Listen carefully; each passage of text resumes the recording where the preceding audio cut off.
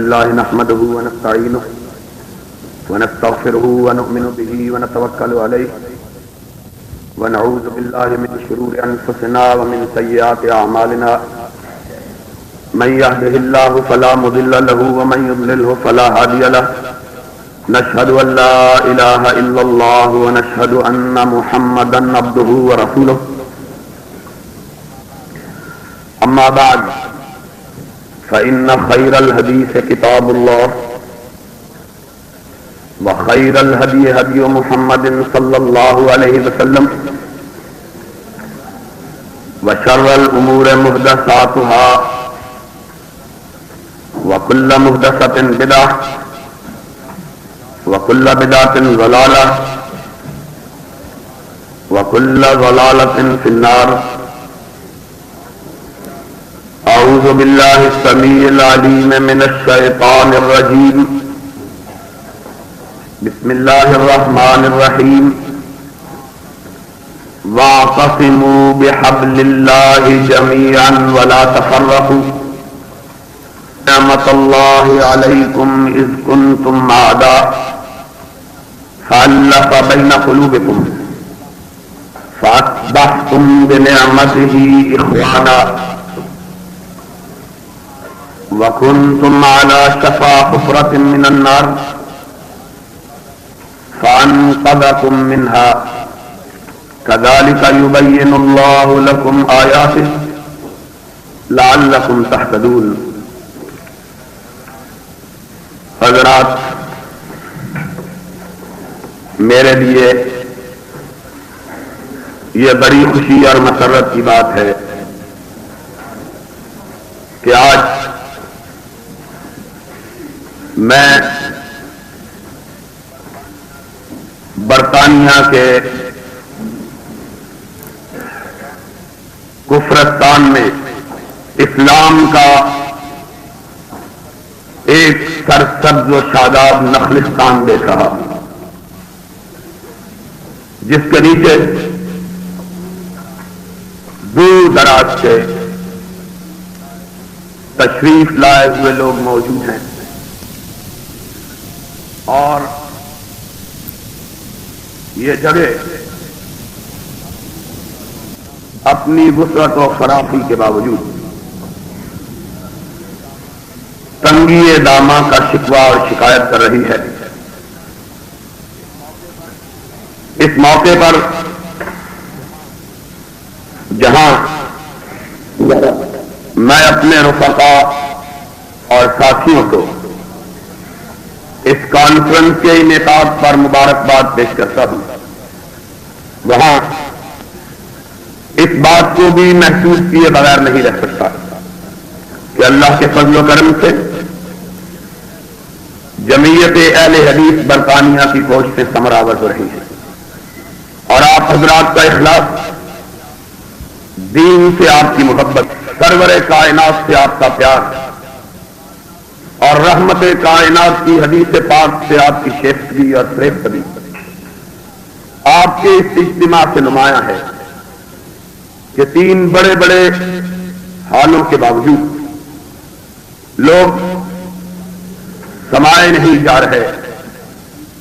اس موقع پر میں پاکستان کے ایک ایسے باسی کی حیثیت سے جس کو اس ملک میں بسنے والے مسلمانوں سے بالعموم اور اہل حدیث حضرات سے بالخصوص ایک تعلق ہے، یہ بات محسوس کیے بغیر نہیں رہتا کہ یہاں سے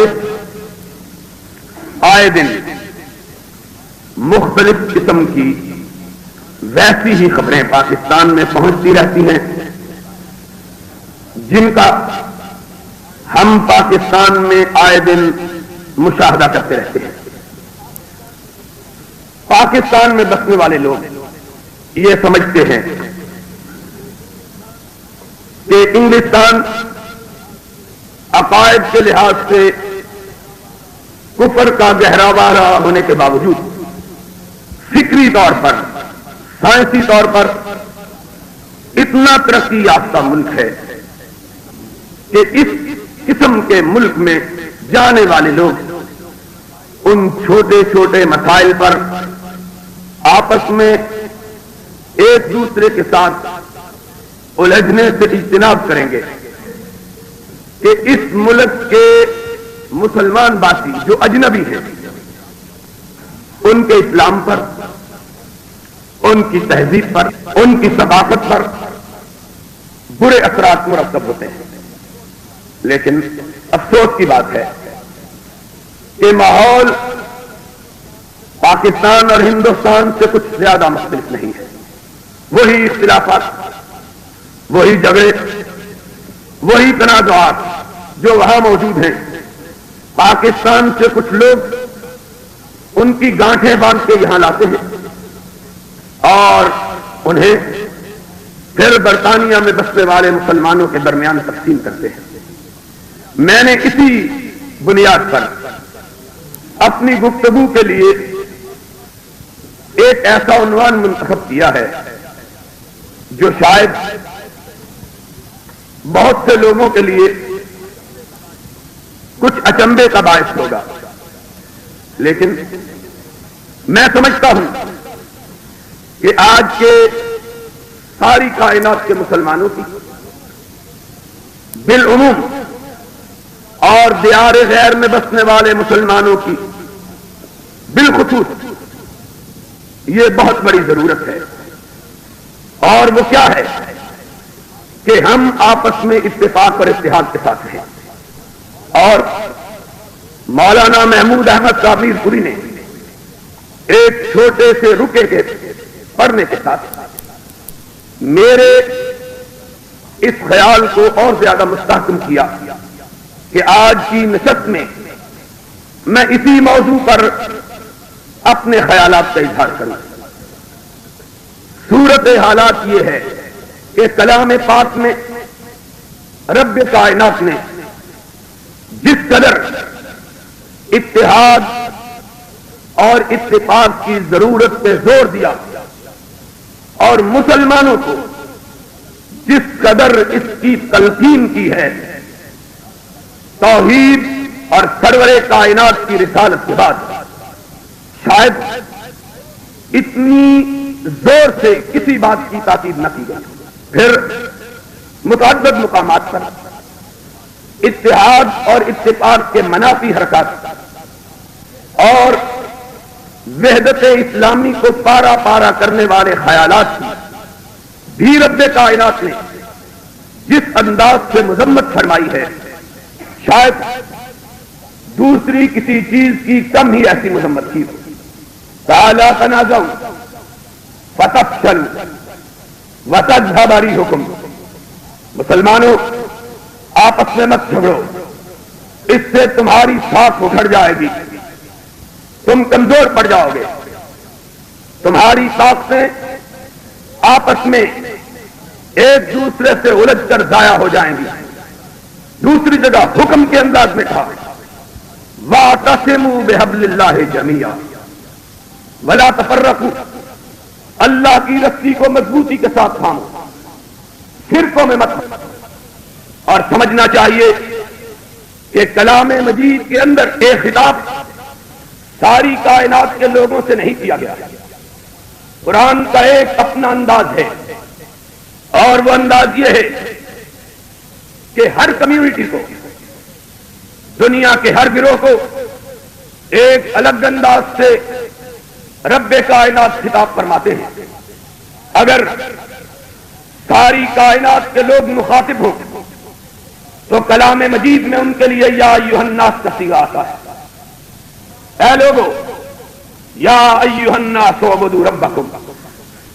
اگر صرف یہودی اور عیسائی مخاطب ہوں تو ان کے لیے اہل کتاب کا صیغہ استعمال کیا جاتا ہے. قل یا اہل الکتاب تعالوا الی کلمۃ سواء بیننا وبینکم الا نعبد الا اللہ ولا نشرک به شیئا. اور اگر یہود اور عیسائیوں کے بغیر دوسرے کفار یا قریش مکہ سے مخاطبت مقصود ہوتی ہے تو ان کو کہا جاتا ہے قل یا ایھا الکافرون لا اعبد ما تعبدون. اور اگر ان سارے طبقات میں صرف ایک ایسا طبقہ جو سرور کائنات علیہ الصلوۃ والسلام کی امامت کا معتقد، آپ کی رسالت کا معترف، اللہ کی توحید پر ایمان رکھنے والا، سرور کائنات کی نبوت کو ماننے والا ہو، تو ان کے لیے کلام مجید کے اندر آمنو سے تعبیر کیا جاتا ہے، یا ایھا الذین آمنوا اتقوا اللہ حق تقاتہ. یا ایھا الذین آمنوا هل ادلکم علی تجارہ. قرآن پاک کی اس آیت میں جس میں اتحاد اور اتفاق کا حکم دیا گیا، دعوت نہیں دی گئی بلکہ حکم دیا گیا ہے، اس میں صرف لوگوں کا ایک مخصوص طبقہ مخاطب ہے. ساری کائنات کے لوگ مخاطب نہیں ہیں، ساری دنیا کے لوگ مخاطب نہیں، بلکہ کائنات کے لوگوں کا ایک مخصوص طبقہ، وہ طبقہ جو اپنے آپ کو نبی کائنات کی امت کہلاتا ہے. اللہ نے اس کو مخاطب ہو کے کہا، یا ایھا الذین آمنوا، او مومنو تم سنو، اگر ایماندار ہو، تمہارے اندر اسلام ہے، ایمان ہے، تو ہوش سے پوری طرح توجہ سے اس حکم کو سنو. اللہ کیا حکم ہے؟ وَاعْتَصِمُوا بِحَبْلِ اللَّهِ جَمِيعًا وَلَا تَفَرَّقُوا. سب مل کر اللہ کی رسی کو مضبوطی کے ساتھ تھامو اور فرقوں میں مت بنو. آج فرقوں میں بٹے ہوئے لوگ اور فرقوں کی دعوت دینے والے لوگ اور فرقوں کی بنیاد پر سرور کائنات کی امت کو تقسیم کرنے والے لوگ، فرقہ واریت کی بنیاد پر آپس میں اونچی اونچی دیواریں کھڑے کرنے والے لوگ، وہ لوگ جنہوں نے فرقہ پرستی کو اس طبقاتی امتیاز تک پہنچا دیا ہے کہ ایک مسلمان دوسرے مسلمان کے ساتھ اگر مصافحہ کرے گا تو اس کا نکاح ٹوٹ جائے گا. آدمی سوچے کہ مصافحے کا نکاح سے کیا تعلق ہے؟ اگر مصافحہ کیا ہے تو بندے نے کیا ہے، طلاق اس کی بیوی کو ہو گئی ہے، اس بیچارے کا قصور کیا. لیکن عقل، خیرت کا نام جنو رکھ دیا، جنو کا خیرت، جو چاہے آپ کا حسن کرش مساز کرے. ایک طرف نبی کی محبت کے دعوے، اور میں کسی کی محبت میں شبہ کرنے کے لیے تیار نہیں. محبت یہ انسان کا اور اس کے رب کا تعلق، اس کا اور اس کے رب کا معاملہ. لیکن اگر ناراض نہ ہو وہ، تو ایک بات پوچھوں، اگر نفس جبرائیل ہو تو کہوں سن سکو، تو ایک بات کا جواب تو دے دو کہ سرور کائنات کی محبت کا دعویٰ اور سرور کائنات کی مصلی کے امام سے نفرت، یہ بھی بات ہے. دعویٰ نبی سے محبت کا، اور جو نبی کی مسند پہ بیٹھتا ہے اس کے پیچھے نماز پڑھنے والا کافر، یہ محبت کا کون سا نہیں.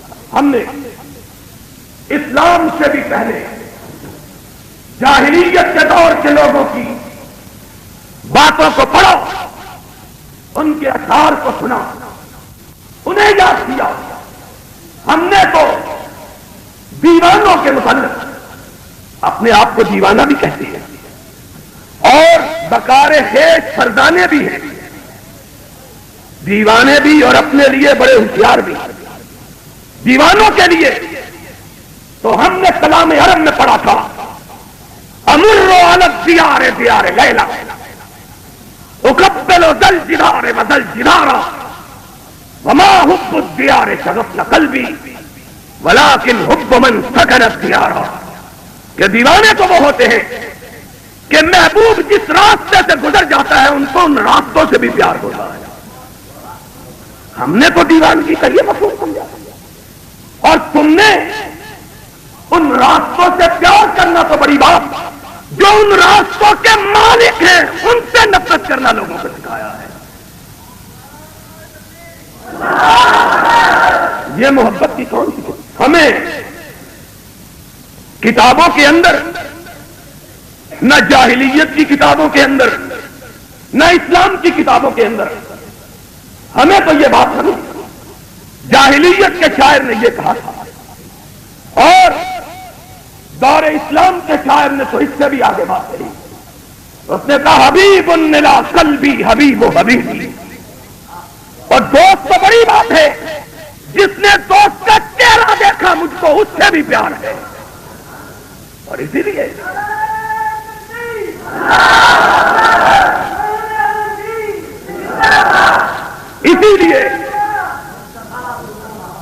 اس کا نعرہ بھی سمجھ نہیں آتا کون مارا، اسی لیے سن لو، ڈاکٹر بشار نے صدیق و فاروق کا نام دیا، سن لو، محبت کرنے والے کن کو کہتے ہیں؟ محبت کرنے والے وہ ہیں کہ صدیق کا نام آتا ہے ان کی آنکھوں میں آنسو اتر آتے ہیں۔ کیوں؟ صدیق وہ ہے جس نے اپنی آنکھوں سے کونین کے اس تاجدار کو دیکھا ہے کہ جس دیکھنے والی آنکھ پہ رب نے جہنم کی آگ کو حرام کر دیا ہے، دیکھا ہی نہیں، اس کو چوما ہے، اس کا طواف کیا ہے، اس کے بھونٹوں کے بوسے دیے، اس کو رفتار کو 23 برس تک اپنی نگاہوں میں سمائے رکھا ہے، اور اسی لیے سرور کائنات کی جدائی کے بعد صدیق نے کسی سے پوچھا تمہاری سب سے بڑی آرزو کیا ہے؟ تو کہنے لگے جب سے وہ چہرہ آنکھوں کے سامنے نہیں رہا تب سے کوئی آرزو ہی باقی نہیں رہی ہے۔ کن کا ذکر کرتے ہیں؟ محبت ان کو کہتے ہیں؟ محبت کرنے والا وہ ہے جو یار کے یاروں سے بھی پیار کرے۔ کائنات کے رب کی قسم ہے، اہل حدیثوں سن لو، میں تمہیں کہتا ہوں اہل حدیثوں کا سب سے بڑا امام سید بدیع الدین راشدی یہاں موجود ہے، وہ گواہ ہے۔ سن لو اہل حدیث، ہم سے بھی ہماری محبت کا بھی سوال کرو۔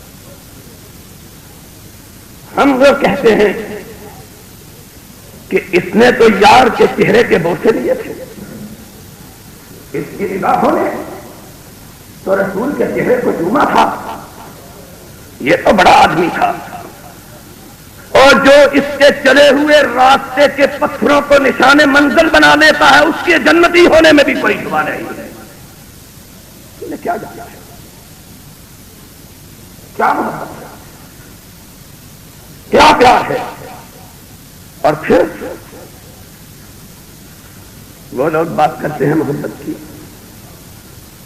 میں کسی کے عقیدے کے بارے میں کچھ نہیں کہوں گا، سب کو اپنا عقیدہ مبارک ہے، لیکن کیوں گردش مدام سے گھبرا نہ جائے دل، انسان ہوں پیالہ ساغر نہیں ہوں میں۔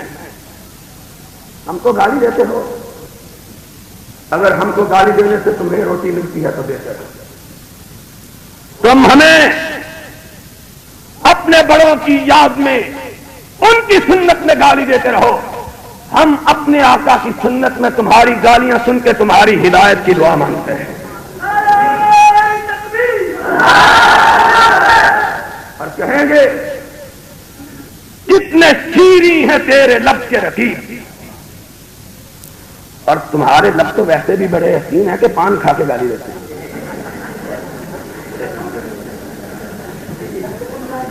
کتنے شیریں ہیں تیرے لب کے رقیب، گالیاں کھا کے بے مزہ نہ ہوا۔ کیوں بے مزہ؟ کس بات پہ بے مزہ؟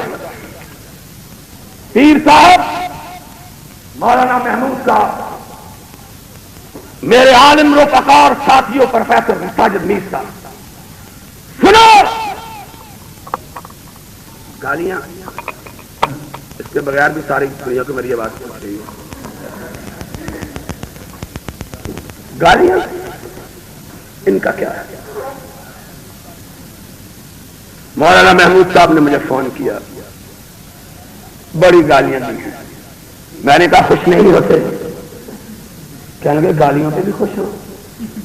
میں نے کہا ذرا سوچو کہ تمہیں گالیاں دے کر اس صف میں کھڑا کر دیا ہے جو محمد کے غلاموں کی صف ہے.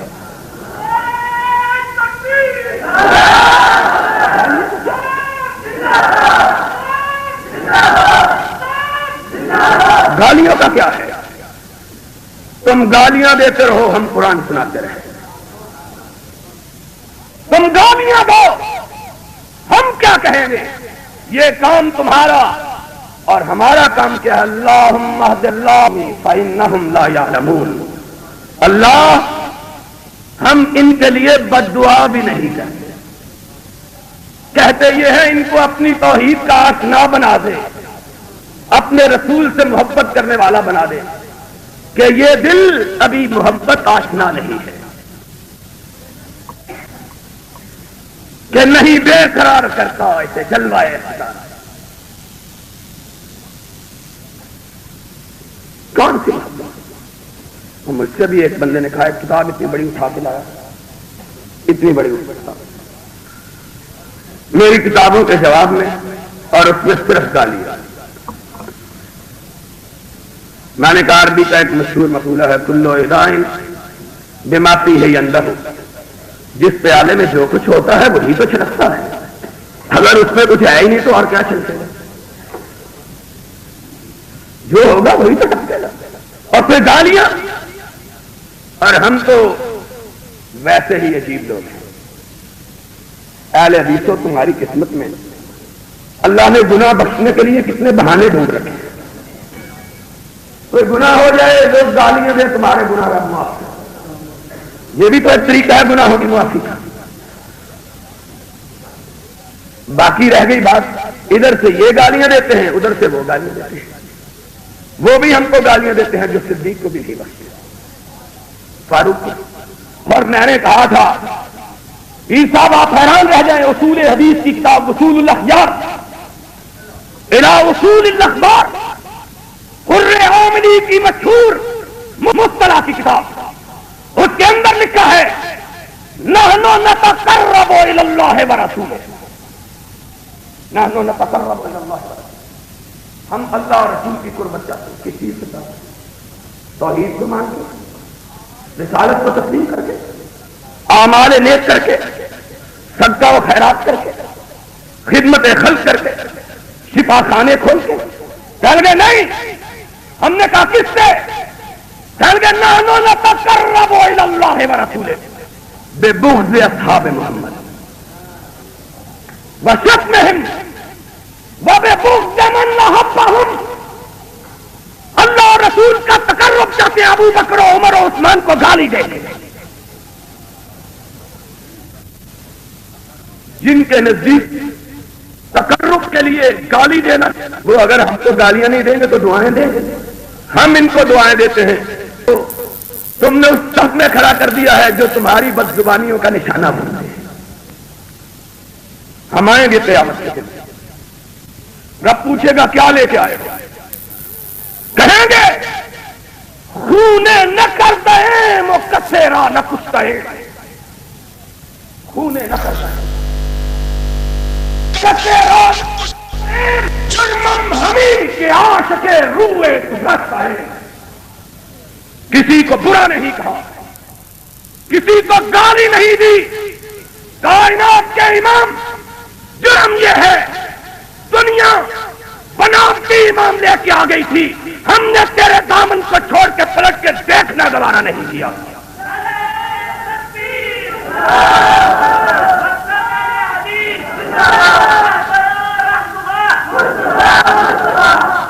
خونے نہ کر دے، کترا نہ کچھ کہے. کوئی بتلائے کہ ہم نے کسی کو گالی ہماری لغت میں نہیں ہے، اس لیے نہیں ہے کہ ہمارے آقا نے نہیں سکھایا، وگرنہ کو گالی دینا بڑا کوئی مشکل کام ہے۔ کیا ظلم کی بات ہے، محبت کے دعوے، لبوں پہ گالیاں، ہاتھ میں کفر کی قلم، فتوے بازیاں، اور سرور کائنات کو پتھر کھا کھا کے کافروں کو مسلمان بناتا رہا، تم حلوے کھا کھا کے مسلمانوں کو کافر بنا رہے ہو۔ کیوں مولانا صاحب، مولانا محمد صاحب ٹھیک ہے؟ نبی طائف کے میدان میں مار کھائی کہ نہیں؟ پتھر کھائے کہ نہیں؟ جسم کو لہو لہان کیا کہ نہیں؟ کعبے کے پاس میں سرور کائنات کو اتنا مارا گیا کہ نبی بے ہوش ہو کر گئے۔ نبی کی بیٹی دوڑتی ہے آئی، بابا تجھ کو مارا ہے جس نے کبھی کسی کو گالی بھی نہیں دی ہے۔ انک لتحمل الکل وتنصر المظلوم وتعین علی نوائب الحق، بچکے ہوئوں کو راہ دکھانے والے، کمزوروں کے بوجھ کو خود اٹھانے والے، مظلوموں کی مدد کرنے والے، بیواؤں کی دستگیری کرنے والے، زبان سے پھول برسانے والے، گناہگاروں کے حق میں مغفرت کی دعا کرنے والے، دشمنوں کے لیے اپنے سینے میں کوئی کینہ نہ رکھنے والے، بیگانوں کے خلاف کوئی تلخ بات نہ کہنے والے، تجھ کو بھی کوئی مارنے والا ہے؟ تجھ کو مارا ہے؟ میں جانوں جبریل آسمان سے اتر کے کہہ رہا ہوگا، محمد کی بیٹی تو نہیں جانتی تیرے بابا کا کتنا بڑا جرم ہے۔ تو کہتی ہے تیرے بابا کا کوئی قصور نہیں، تیرے بابا کا اس سے بڑا قصور اور کیا ہے کہ کائنات کو اس سے خود ساختہ خداؤں سے اٹھا کر ان کو رب کائنات کی روشنی دکھا رہا ہے۔ اس سے بڑا جرم کیا ہے؟ اس لاتعداد خداؤں کے دور میں ایک خدا کے جھنڈے کو کائنات کی فضاؤں میں لہرا رہا ہے۔ اس سے بڑا جرم کیا ہے تیرے باپ کا؟ پھر مار کھائی، پھر ہوش میں آئے، پھر قوم کے پاس گئے، کہا قولوا لا الہ الا اللہ تفلحوا تملک العرب والعجم۔ ظالموں، تم تو مجھ کو راہ سے ہٹانے کی کوشش کرتا ہوں، میں تم کو رہنما بنانے کی کوشش کر رہا ہوں۔ فرق تو دیکھو، تم مجھے راستے کا پتھر بتلاؤ، میں تمہیں راستوں کا سنگ میل بنا رہا ہوں کہ آنے والی نسلیں آئیں، تم کو دیکھیں اور ساری کائنات کی روشنی جو ہے اپنے دلوں میں سمیٹ کے پوری کائنات کو تمہاری روشنی سے فائدہ پہنچے۔ میں تو تمہیں پوری کائنات کا امام بنا رہا ہوں، تم مجھے اپنے راستے کا پتھر سمجھ کے ہٹانا چاہ رہے ہیں۔ قولوا لا الہ الا اللہ، یہ نہیں کہا اللہ انہوں نے تیرے محبوب کو ستایا ہے تو ان کو برباد کر۔ کہہ سکتے تھے کہ نہیں؟ کہہ سکتے تھے؟ کہہ سکتے نہیں تھے؟ کہلوانے کے لیے آسمان سے فرشتہ بھی آ گیا، کہو میں ان کو دونوں پہاڑیوں کے درمیان پیس کے راکھ کر دیتا۔ کیا کہا؟ میں انتقام لینے کے لیے تو نہیں بھیجا گیا، ما بعثت نقما بل بعثت رحمہ، میں منتقم بنا کے نہیں بھیجا گیا، رحمت للعالمین بنا کے بھیجا گیا۔ یہ اپنی بات کرتے رہے، میں اپنی بات کرتا ہوں۔ یہ مجھ کو دکھ پہنچائے، میں ان کو سکھ پہنچاؤں گا۔ اور روتے تھے، انتہائی کٹھن وقت میں تاریخی الفاظ آپ نے کہے، جبکہ زخم زخموں سے جسم چھلنی ہو چکا، فرشتہ سر پہ کھڑا ہے، زید حب رسول اللہ، رسول اللہ کی آغوش مبارک کے پاس رہے، کہہ رہا ہے کہو میں اس کو نابود کر دوں۔ مولوی ہوتا کہتا جہاں جہاں بھابی نظر آئے اٹھا کے اس کو اوپر سے پھینکو، اور پھینکو بھی کسی سمندر کے اندر تاکہ لاش بھی نہ ملے۔ مولوی ہوتا تو یہ کیوں کہ مولوی رحمت نہیں زحمت بنا کے بھیجا گیا، اور رسول اللہ صلی اللہ علیہ وسلم زحمت نہیں رحمت بنا کے بھیجے گئے۔ اللہم آئی ہو تو جاؤ رب کو کہو کہ رب کا محبوب مارنے والوں کے لیے جہنم نہیں مانگتا، ان کے لیے جنت کا سوال کرتا، میرے ہاتھ میں ہدایت نہیں۔ مسئلہ تو صاف کر دیا، لڑتے ہم سے اسی بات کو، کہتے ہیں اختیار کو نہیں، ہم کہتے ہیں اختیار کو نہیں، ہم کہتے ہیں اختیار کو نہیں۔ قرآن کہتا ہے، اور کس کے متعلق کہتا ہے؟ اختیار کی سلبی کی بات کس کے بارے میں کرتا ہے؟ رسول اللہ کے اپنے بیٹے کے بارے میں۔ انک لا تہدی من احببت ولکن اللہ یہدی من یشاء۔ تبلیغ تیرے ذمہ رکھیا، ہدایت تیرے ذمہ نہیں، جس کو تو چاہے ہدایت دے دے، تو نہیں ہدایت دے سکتا، ہدایت جس کو میں چاہوں میں دوں۔ ہم نے چچا کی بات کیوں کریں، خود اپنی بات کیوں نہ کریں؟ قرآن نام لے کے کہتا ہے قل اے نبی تو کہہ، ان کو سنا، فتوے دیں گے تیری امت کے خلاف، لوگ قرآن سنائیں گے، اس کے مقابلے میں یہ صلاۃ و سلام بھیجیں گے۔ سلام کا معنی کیا ہے؟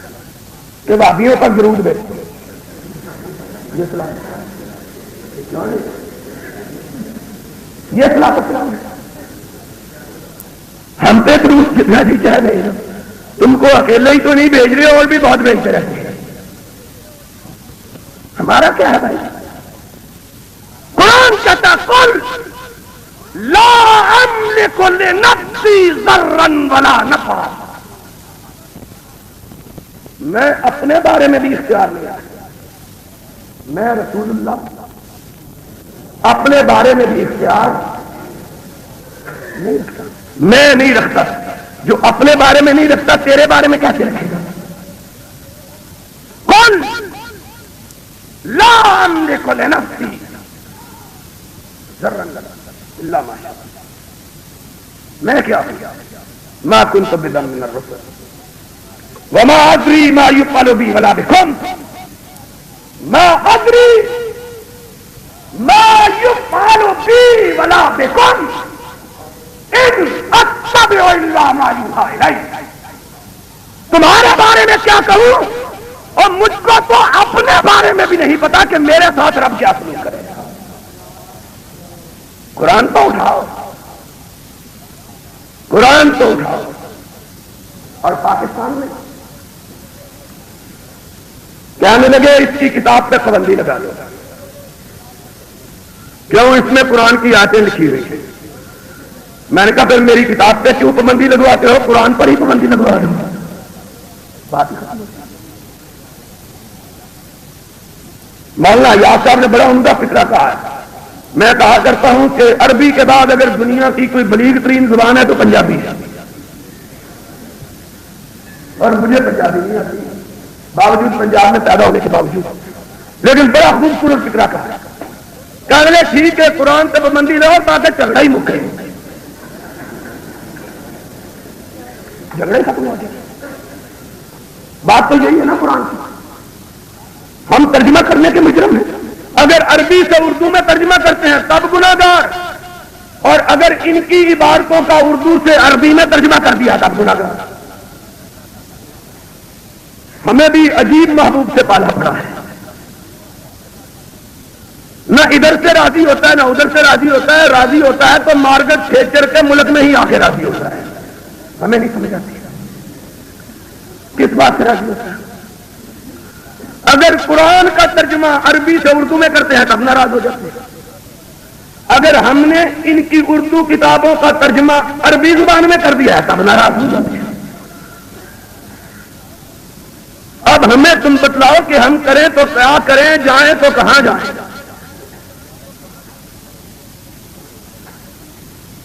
ہمیں بھی بتلاؤ، ظلم کی انتہا ہے۔ لوگوں، رب کا رسول اس کائنات میں جلوہ گر ہوا، اس نے تبلیغ کے لیے فتوی بازی کا طریقہ اختیار نہیں کیا، دلیل کا طریقہ۔ فاتوا برہانکم ان کنتم صادقین، آؤ، نبی کہہ رہا ہے دلیل سے بات کرو، میں تمہارے ساتھ دلیل کے ساتھ بات کرنے کے لیے تیار ہوں۔ اور میں اللہ کے فضل و کرم سے جمعیت اہل حدیث برطانیہ کے اسٹیج سے آج اپنے علماء کی موجودگی میں امیر جمعیت مولانا فضل الدین نقوی بیٹھے کہ نہ کوئی پتہ نہیں۔ پاکستان میں جب ہماری تقریر ہوتی ہے صدر بھاگ جاتا ہے، ہم پوچھتے ہیں بھائی تمہیں کیا ہوا؟ کہ تو تو پکڑا جائے گا، ہم کو کیوں پکڑواتا ہے؟ یہاں انشاءاللہ کوئی پکڑے جائے گا۔ چلو یہ ٹھیک ہے۔ ویسے بھی ہمارا جو صدر ہے نا وہ بھی غیر ملکی ہے، پکڑنے کی نوبت آئے گی اتنی دیر میں ڈنمارک پہنچ چکا ہوگا، کوئی فکر کی بات نہیں ہے۔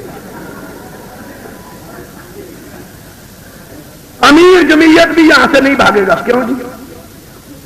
اور ناظم اعلیٰ یہ تو پاکستان سے بھاگ کے یہاں آ گیا ہے، یہ بھی نہیں یہاں سے بھاگے گا۔ مولانا سہیب صاحب، مولانا خرم صاحب اور بہت بہت سن لو، میں یہ بات اپنے اکابر علماء اور جمعیت اہل حدیث برطانیہ کے نمائندگان، ان کے عہدے داران کی موجودگی میں آپ حضرات کے سامنے رب کو گواہ بنا کے کہتا ہوں کہ ہم آج کا سورج ڈوبنے سے پہلے دنیا کے ہر اس شخص کے ساتھ جو اپنے آپ کو مسلمان کہلاتا ہے اور اتفاق کرنے کے لیے تیار ہیں، آؤ ہمارے ساتھ دلیل سے گفتگو کرو۔ دلیل وہ ہوگی جو رب نے اپنے قرآن میں بیان کی یا محمد نے اپنے فرمان میں بیان کی۔ آؤ اپنا مسلک تم لے کے آ جاؤ، اپنی دعوت ہم لے کے آ جاتے ہیں۔ جس کا ساتھ قرآن دے، محمد کا فرمان دے، وہ سچا۔ جس کا ساتھ رب کا قرآن اور محمد کا فرمان نہ دے، وہ اپنی بات کو چھوڑ دے۔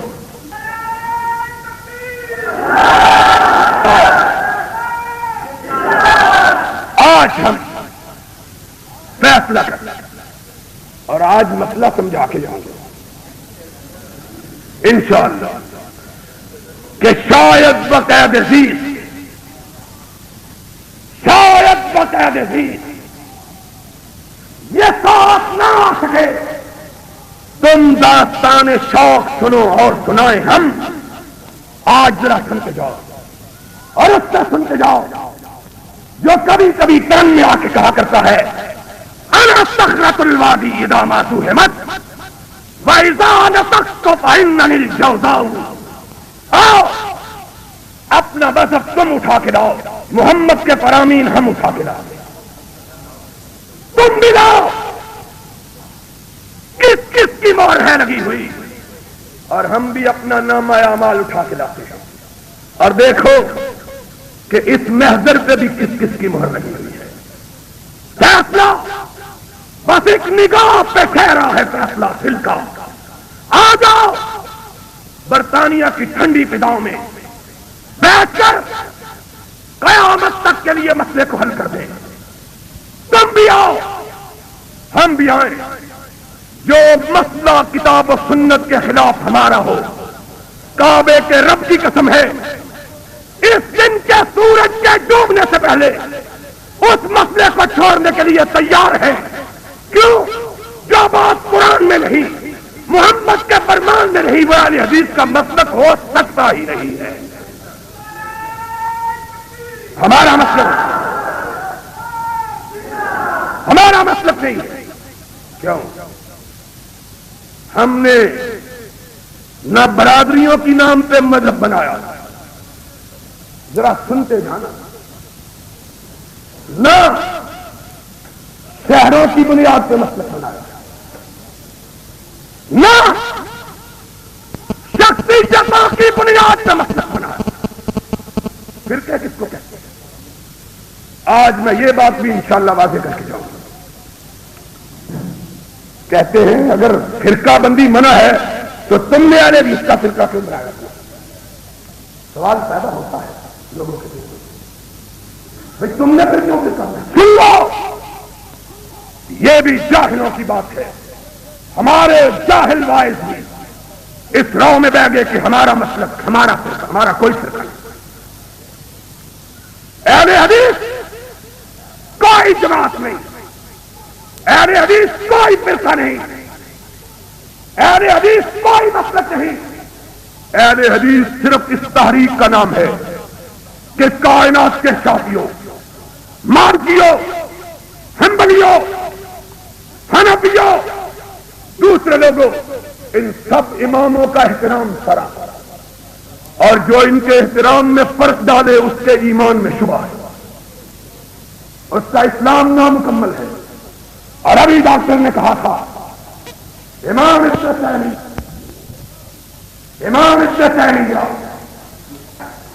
اس نے کتاب لکھی ہے رفع الملام عن الائمۃ الاعلام، کہ جو بھی اماموں کے بارے میں کوئی نازیبہ بات کہتا ہے اس کا ہمارے تحریک سے کوئی تعلق نہیں. کہتے ہیں ان سب کی محبتوں کو اپنے دلوں میں بساؤ، ان سب کا احترام کرو، کسی کے خلاف بات کہنا ہم گناہ سمجھتے ہیں. لیکن تاریخ یہ ہے ان میں سے ہر ایک کوئی بھی معصوم نہیں ہے. ان میں سے کوئی ایک بھی معصوم نہیں ہے. معصوم اگر کائنات میں اپنے بنایا ہے تو صرف آمنہ کے لال کو بنایا ہے.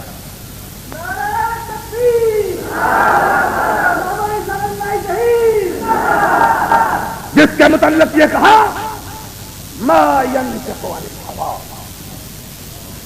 ان هو الا وحی یوحی، گفتہ اللہ بہت کرتے از حلقوم عبداللہ خبر. کیا میں اس بڑے اسٹیج سے آج اپنی جھولی پھیلا کے ساری کائنات کے بندوں سے سوال کرتا ہوں، کسی ایک کے بارے میں قرآن کی اس طرح کی کوئی آیت بتلا دو، ہم ابھی اس کو ماننے کے لیے تیار ہیں. ہم نے کیا قیامت کے دن خدا کہے گا اس کو کیوں مانو؟ ہم نے کہا، ہم کہیں گے تیرے قرآن میں. اور اگر نہیں ہے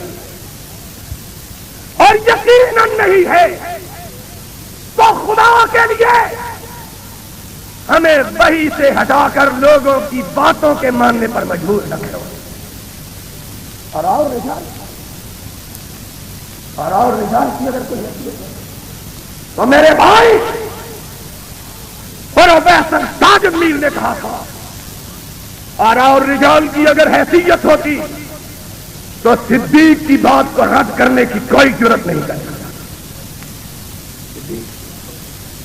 اور بات آئی ہے تو کہہ دیتا ہوں، کچھ لوگوں نے دلخومی شبد نام آتا ہے، دل کٹ جاتا ہے. کچھ لوگوں نے اس ذات گرامی کو بھی نشانہ مستقبل بنا رکھا ہے، وہ صدیق ہے. آج ایک بات تمہیں سنائے دیتا ہوں جو کبھی کسی نے نہ سنائی. یقیناً انشاءاللہ العزیز کائنات کے امام کے سب سے مقدس دو سفر پیسا، رحمت کائنات کے سارے سفر بڑے مقدس، لیکن امام کائنات کے 2 سفر سارے سفروں سے سب سے زیادہ مقدس ہیں۔ ان 2 سفروں کے مقابلے کا کوئی سفر ہمیشہ بات کروں، کوئی سفر ان کے مقابلے کا، ایک سفر زمین کا، ایک سفر آسمان کا سفر، جس سفر میں نبی کے سر اقدس پہ سارے نبیوں کی امامت کا تاج رکھا گیا، وہ سفر جس کو سفر معراج کہا جاتا ہے، اور ایک سفر زمین کا، وہ سفر وہ سفر کہ جس سفر میں فرشتوں نے نبی کی راہ میں اپنی آنکھیں بچھا رکھی، وہ سفر جس کو سفر ہجرت کہا جاتا ہے۔ اور سن لو، ان دونوں سفروں میں نبی کی رفاقت کے لیے ان لوگوں کو منتخب کیا گیا کہ کائنات ان کی ٹکر کا کوئی دوسرا فرض نہ تھا۔ سفر آسمانی کے لیے آسمانی مخلوق کو اور سفر زمینی کے لیے زمینی مخلوق، آسمانی سفر کے لیے منتخب کیا گیا تو آسمان کے پاسیوں کے سردار جبریل کو منتخب کیا گیا۔ شب معراج میں کون ساتھ تھا؟ صرف جبرائیل۔ اور زمینی سفر میں یارو مجھے معاف کر دینا اگر کسی کی سمجھ میں بات نہ آئے، اس زمینی سفر میں نبی کا چچے کے بیٹے موجود تھے، اور کھل کے بات کہوں، علی موجود تھا، موجود تھے کہ نہیں؟ اور مکے میں نبی کے داماد چچے کے بیٹے فاطمہ کے ہونے والے شوہر علی موجود تھے، رشتے دار جن کو اہل بیت کہتے ہو وہ بھی موجود تھے۔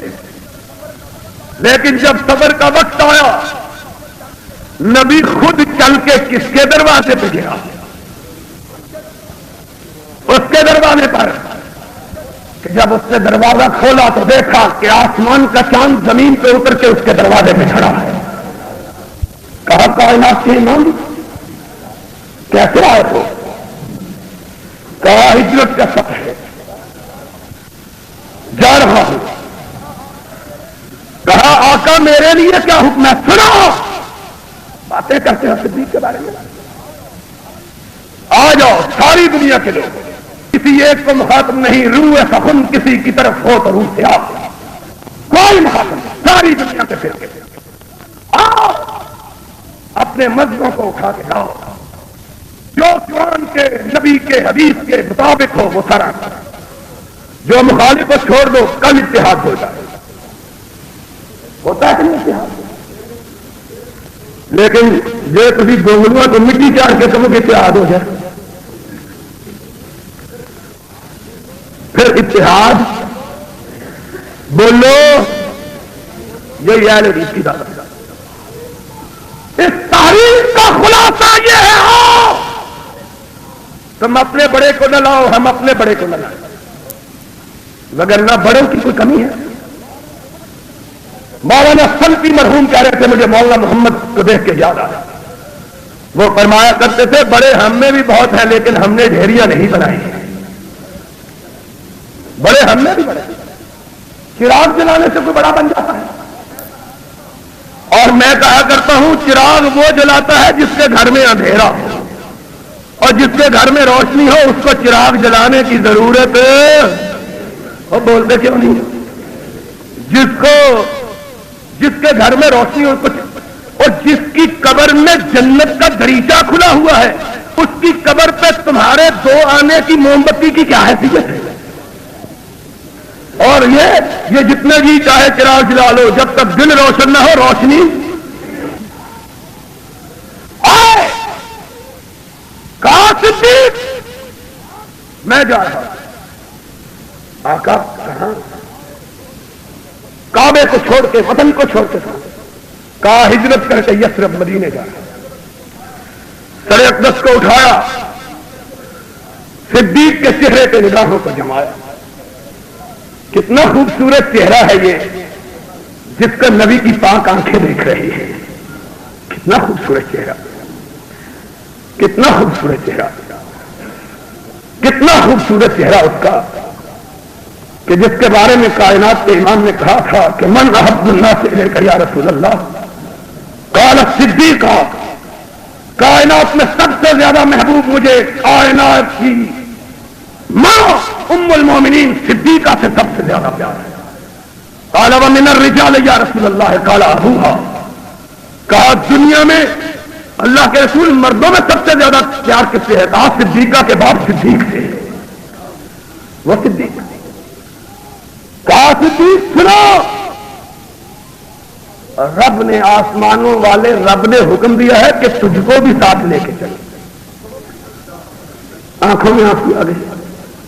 کہا اللہ سمانی، یا رسول اللہ رب نے میرا نام لے کے کہا ہے، اللہ کے رسول رب نے میرا نام لیا.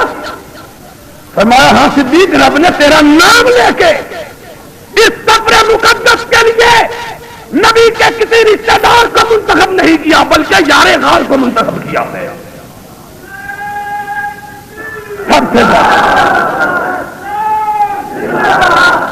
سب سے زیادہ مقدس سفر تو ان کو برا کہتے ہیں. آ جاؤ تم بھی اپنا مسلک لے کے آئے. نبی کے غلاموں کو گالیاں دینے والوں تم بھی اپنا مسلک لے کے آ جاؤ. ہماری دعوت یہ نہیں ہے کہ مولا میر سیال کوٹی کی بات کو مانو. اگر ہم یہ کہیں تو جھوٹ ہے. ہم یہ نہیں کہتے کہ امام عبد الجبار غزنوی کی بات کو مانو کہ امام وہ امام کہ اس کے پاؤں میں ناسور ہو گیا. جراح کو بلایا گیا، کہا کاٹے بغیر چارہ نہیں. کہا پھر کاٹو، ہاتھ لگایا تو تڑپ اٹھے. کہا ہاتھ نہیں لگایا جاتا، کاٹوں گا کیسے؟ کہا ایک ہی ترکیب ہے. کہا کیا ترکیب ہے؟ کہنے لگے میں نماز کی نیت باندھتا ہوں، جب سجدے میں جاؤں تو کاٹ لینا. اور سجدے میں گئے، اس نے ناسور کو جڑ سے کاٹ کے پھینکا. امام صاحب نماز سے فارغ ہوئے، جراح کو ملامت کرنے لگے. کہنے لگے میں نے تو تم کو کہا تھا کہ نماز میں ناسور کھینچ دینا، تم نے کاٹا کیوں نہیں ہے؟ اس نے کہا امام میں نے تو کاٹ کے پھینک دیا. کہا رب کبریا کی قسم ہے، اس کی کبریائی کی اور اس کی محبت کی، جب میں اس کی بارگاہ میں سجدے میں گیا تو اس کے سوا مجھ کو کسی کا ہوش ہی نہیں رہا ہے.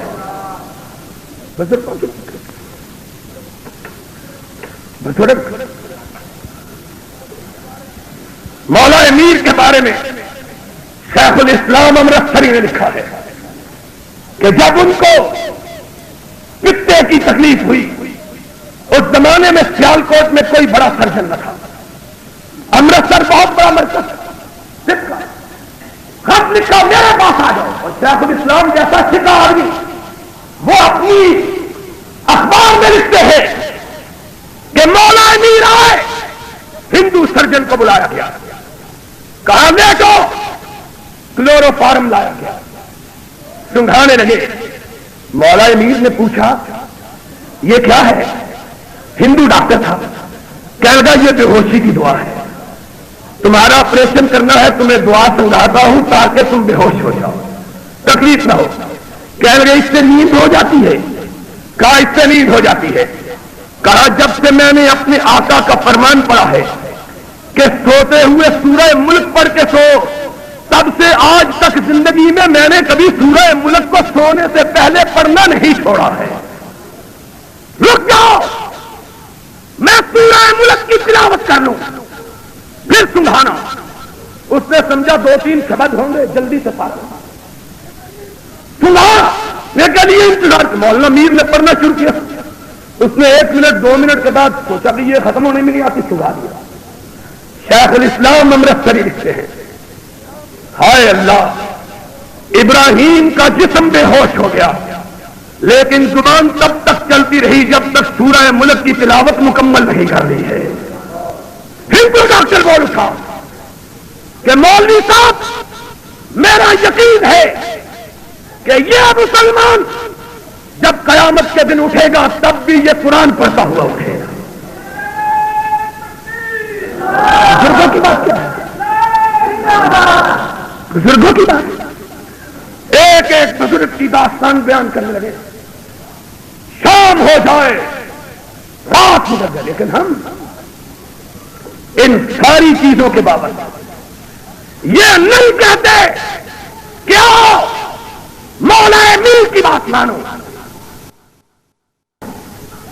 آؤ شیخ الاسلام امرتسری کی بات مانو, کیونکہ یہ فرقے کی بات ہے. اور ہم نے قرآن میں پڑھا ہے کہ ولا تفرقوا, فرقوں میں تقسیم. ہم کیا کہتے ہیں؟ کہتے ہیں سب کا احترام سر آنکھوں پہ ماننا ہے تو یا رب کے قرآن کو مانو یا محمد کے فرمان کو مانو. کہ کیوں؟ تیرے بڑے پہ مجھ کو شبہ, میرے بڑے پہ تجھ کو شبہ. اب ماننا ہے تو اس کی بات کو مانو جس کی بڑائی کا تذکرہ آسمان والے نے قرآن میں کیا. ورفعنا لک ذکرک, ورفعنا لک ذکرک. اور قرآن نے یہی کہا ان تنازعتم فی شیء فردوہ الی اللہ والرسول ان کنتم تؤمنون باللہ والیوم الآخر. اگر رب اور آخرت پہ یقین ہے تو آؤ اپنے تعصبات کو چھوڑو, قرآن و سنت کی طرف پلٹو. آؤ آج میں برطانیہ کے اس شہر کے اندر تحریک اہل حدیث, سن لو میری بات, تحریک مسلک اہل حدیث نہیں, تحریک اہل حدیث کے اسٹیج سے ساری دنیا کے مسلمانوں کو اس بات کی دعوت دیتا ہوں سارے تعصبات کو گرا دو. عصبیت اگر رکھو تو یا آسمان والے رب کی کتاب کے لیے رکھو یا مدینے والے آقا کے فرمان کے لیے رکھو. دیکھو اختلاف ختم ہوتا ہے. اور واعتصموا بحبل اللہ جمیعا, اپنی اغراض مجھ میں ہزار گنا, اس میں ہزار خوبیاں, اس میں ہزار خامیاں, اس میں ہزار نقائص, لیکن اگر ہم اس کی اور اس کی دعوت دیں تو مجرم ہے. یارو تم تو ہمارے ساتھ بزرگوں کے لیے لڑتے ہو, اور بزرگ بھی وہ ما انزل اللہ بہم من سلطان, جن کی بزرگی کا بھی کوئی پتہ. اللہ کی قسم ہے, میں خدا کی قسم کھا کے کہتا ہوں ہم کسی بزرگ کی بھی توہین کرنا گناہ ہے. لیکن آج ہی ڈاکٹر بشار اور ڈاکٹر عرفان نے مجھے ایک قصہ سنایا. کہنے لگے بغداد میں دو آدمیوں نے مشورہ کر کے ایک ایسے ہی جانور صاحب کو دفن کر دیا, بیکار سے کام کوئی نہیں ملتا. انہوں نے قصہ بتایا, میں نے سمجھا یہ شاید ہمارے ملک کا قصہ بتا رہے ہیں, مجھے پتا چلا عربوں میں بھی یہی بیماری پھیلی ہوئی ہے. کہنے لگے دونوں نے اس جانور صاحب کو زندہ دفن کیا, کاروبار کوئی نہیں تھا, اللہ نے فضل کیا. اللہ نے فضل کیا نا, وہ جو حرام کی کمائی کماتی ہے وہ بھی اپنے دیوار پہ لکھتی ہے ھذا من فضل ربی, گھر کے اوپر یہی لکھتی ہے وہ ھذا من فضل ربی. اب کام چل نکلا, 5-7 برس کے بعد لوگ بھول جاتے ہیں کہ یہ کون صاحب تھے. پھر جب کام بڑا ہو گیا کچھ 10 سال بعد دونوں میں لڑائی ہو گئی. ایک نے کہا تم نے یہ کہا, اس نے کہا نہیں میں نے نہیں کہا. جب اس نے بڑا کہا نہیں, کہنے لگا بحق کے صاحب حاصل قبر, مجھے اس قبر والے امام کی قسم ہے تم نے یہ کہا. اور نے کہا تمہیں شرم نہیں ہوتی, آپ بھی ایسی دبیاں ہم تمہیں امام بنا لیا ہے.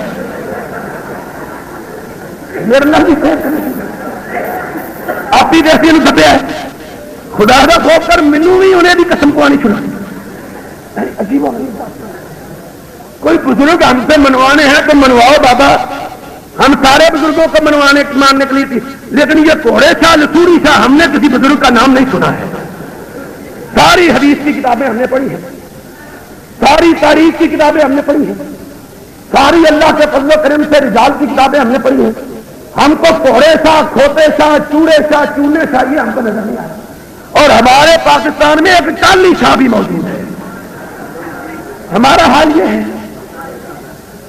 اب ہم کو یہ بزرگ اور ان کا نام تو کوئی اچھا سا رکھ لو، آپ بھی بڑے خوش ذوق لوگ ہوتے ہیں، نام اچھا رکھ لو، ماننے کے لیے تیار ہو جائے. مانوانا ہے تو کسی پان والی سرکار کو منواؤ، کسی پرے والی سرکار کو منواؤ، ہم ماننے کے لیے تیار ہیں. منواتے بھی ایسے برے نام ہو جو نام لیتے ہوئے بھی حیا ہے. کوئی اللہ کے نیک بندے کا نام کھوتے سا بھی ہو سکتا ہے. کوئی خدا کا خوف کرو، ہمیں کچھ بتلاؤ. نام تو ان کا ٹھیک کر لو، اگر خود نہیں ٹھیک ہوتا کسی لوہار خان سے ٹھیک کروا لو، تاکہ اس کی چولہے کسے ہم اس کو ماننے کے لیے تیار ہیں. اب ایسے ہی کیسے منواتے ہیں؟ بابا دکے سے منواتے ہیں، ہم ماننے کے لیے تیار ہیں، ہماری جان چھوڑو. لیکن اگر کوئی دین کی بات کریں تو پاپ برہانکم ان کنتم صادقین. آج ساری خرابیوں کی جڑ، ساری برائیوں کا سرچشمہ خود کا خدا قرآن نے بھی کہا تھا. تو کہا جاتا ہے تعالوا الی الحق، کہتے ہیں حسبنا ما وجدنا علیہ آباءنا. ہمارے باپ دادا جاہل تھے جو ان کو پوچھتے رہے. قرآن کہتا ہے اولو کان آباؤہم لا یعقلون. باپ دادا کا دین ہے کہ محمد الرسول اللہ کا لایا ہوا دین ہے. پھر کلمہ باپ دادے کا پڑھو، رسول اللہ کا کیوں پڑھتے ہو؟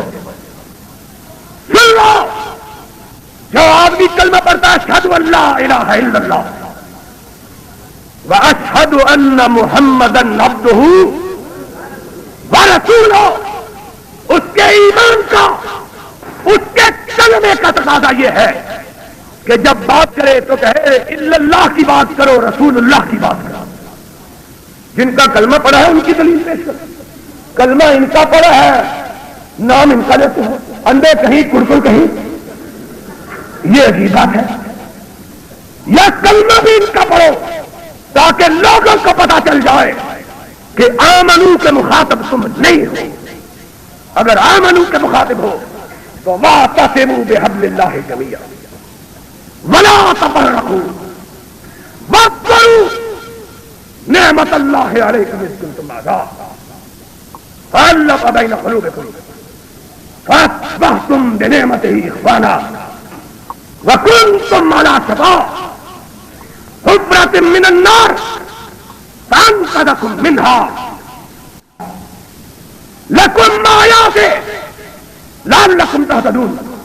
اگر خدا رسول کو ماننے والے تو آؤ اللہ کے جھنڈے کے نیچے اکٹھے ہو جاؤ، رسول اللہ کے جھنڈے کے نیچے اکٹھے ہو جاؤ. قرآن و سنت اپنا رہنما، اپنا معیار اور اپنے مسلکوں کے لیے کٹوتی قرار دو. گالیاں، فتوے بازیاں، تہمت ترازیاں، الزام تراشیاں، ان سے لوگوں کے دلوں میں نفرتوں کا بیج تو بویا جا سکتا ہے، اسلام کے پودے کی آبیاری نہیں کی جا سکتی. اور ہماری دعوت اس اہل حدیث کانفرنس کے انعقاد کا مقصد وہی صرف یہ ہے تجدید عہد کی دعوت دیتے اور ان کو ان کی بھولی ہوئی یاد زندہ کروا کے یہ کہتے ہیں آؤ اپنے اپنے احترامات کو باقی رکھتے ہوئے دین سمجھ کر اختیار کرنا ہے. یا رب کے قرآن کو کرو یا محمد کے فرمان کو کرو. انشاءاللہ قیامت کے دن اگر دونوں ہاتھوں میں یہ دونوں چیزیں ہوں گی، دنیا کی کوئی طاقت تمہیں رحمت کائنات کی معیشت میں جنت الفردوس کے داخلے سے نہیں روک سکتی. وآخر دعوانا ان الحمدللہ رب العالمین.